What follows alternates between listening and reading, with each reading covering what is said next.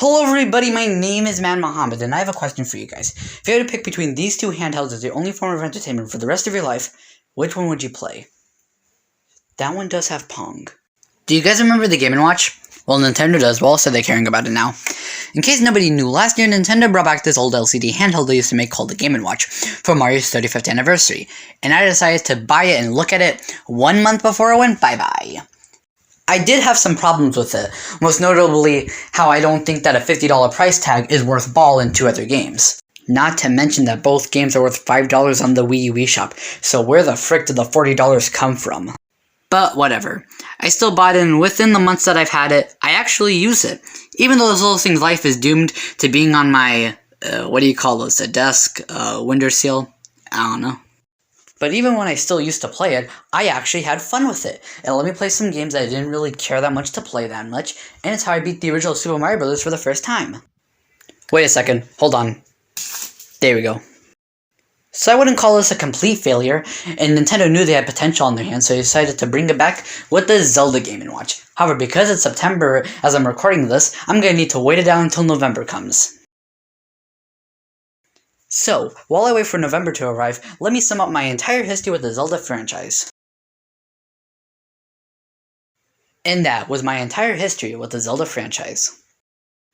Yeah, so I've never really been a big fan of Zelda. I never bought any of the games nor played them. Heck, the only Zelda thing I really have is this poster, but I only got it because it's Nintendo related.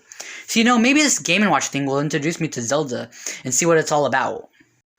I should also mention how this is the only thing that Nintendo is doing for Zelda's 35th anniversary, which, is kind of weird to Zelda fans, since Mario's 35th anniversary offered a landfill worth of stuff. So I guess we know that Nintendo picks favorites.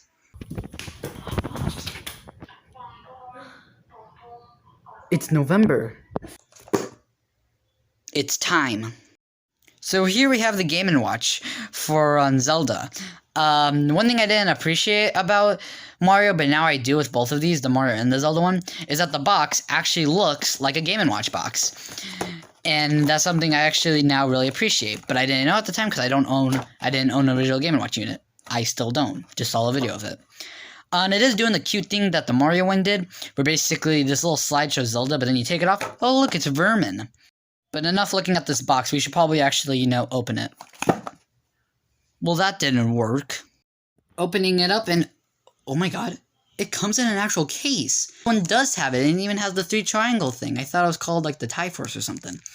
The only problem is that it is cardboard, which means that it can break very easily. So I'm gonna have to make sure to put it somewhere really safe. Like somewhere like the safest thing that can ever be safe. Dang it. So now after all of that, you finally get your Game & Watch. Zelda Edition. First things first, I think we should compare them to the Mario one. They're the exact same. The only different thing that there really is here is the start and select buttons, which I was actually worried about these. Thinking like, oh man, when I go and play the game, the buttons are going to combine when I go ahead because my fingers are too fat. But it isn't even that bad, actually. Still would have preferred them right here, though. Oh, and also, this one has the triangle thing, while the Mario one doesn't. I think it would have been cool if it had like a question block or something. But they probably didn't think about that last year in 2020. What a stupid year it was. But then when you push it on, oh look, it glows. That's so cute. And yeah, that's really it for the unboxing part. Take it away, Annie. So I guess we should start off with the pros, because what else am I going to do? First things first, there are actually more than 3 games. For Mario, it was Mario 1, Lost Levels, and Ball. For the Zelda one, there are, drumroll please, 4. Okay, that's not that impressive, but one thing to know is that each of the original 3 Zelda games offer the Japan version on them on top of the English version, which I think is really cool.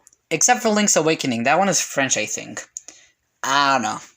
Not to mention how it has the game Vermin. And it's pretty fun as well. I should also mention that if you hold B and a secret game C will be available, and it's the hardest and funnest version of Vermin. They also added a timer. I'm more confused why this wasn't in the Mario Game & Watch, but whatever. A cool thing to know is that the timer is more of a enemy rush. How many enemies can you kill under the time of either 1 minute or 10 minutes? It's pretty fun, not gonna lie. I do wish that was Zelda 1 theme, but Adventure of Link ain't too bad. Also, for Link's Awakening, it gives you the ability to either play the game as God intended or embrace anarchy. So let's get into the cons. First things first, am I the one who finds it weird that Link's Awakening is the original Game Boy one and not the DX version? You know, the one that was in color, had extra things, was definitive. No, not that version. I just find it weird how they're going to use the Game Boy one when the Game Boy Color one would have worked just as well, maybe even better. I do also find it weird that you can't change the color of Link's Awakening from the green. I mean, I much prefer it over black and white, but still. Also, it may seem like a nitpick, but god, Zelda games are confusing. In Zelda 1, all I really do is walk and kill and then go to the next chunk, and that's it. I think. I haven't got much far in the game yet. And it gets kind of repetitive. In Zelda 2, it's more of a hybrid of a 2D side-scrolling and an RPG at the same time. So you have an overworld map that you can walk on, but then when you go into levels when you hit enemies, so think Pokemon. But the levels are 2D, like 2D side-scrolling? What? In Link's Awakening, I think it's fine. It's still kind of confusing, but at least get an idea of what's going on. The other two go, here's a blob of text, fight.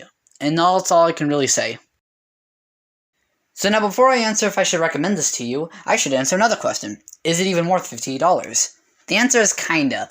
It does add way more stuff than the Mario Game & Watch, but it's only by like 1, 2 if you count the timer. And the games are still only like $5 on the Wii U eShop and the 3DS eShop. So like, how does $15 equal 50? What? I don't know how rare Vermin is, but it can't be worth $25 if it's filling up the price tag. However, it does have the Japan version, so I will give it that. Now, what I recommend?